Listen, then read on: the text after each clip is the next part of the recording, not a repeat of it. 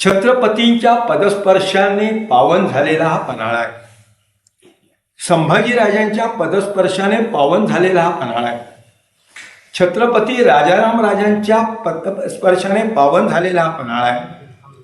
आणि छत्रपती शाहू राजांच्या पदस्पर्शाने पावन झाले. कसं जगावं हे शिवाजी राजाने शिकवलं, कसं मरावं हे संभाजी राजाने शिकवलं.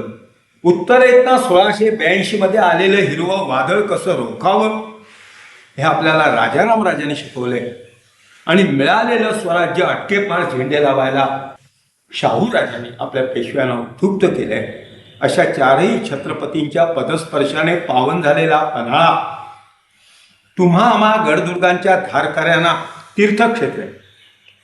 इथली माती आम्ही अंगारा म्हणून पाळी लावतो, इथलं पाणी आम्ही तीर्थ म्हणून प्राशन करतो. तुम्ही गैर वागू नका.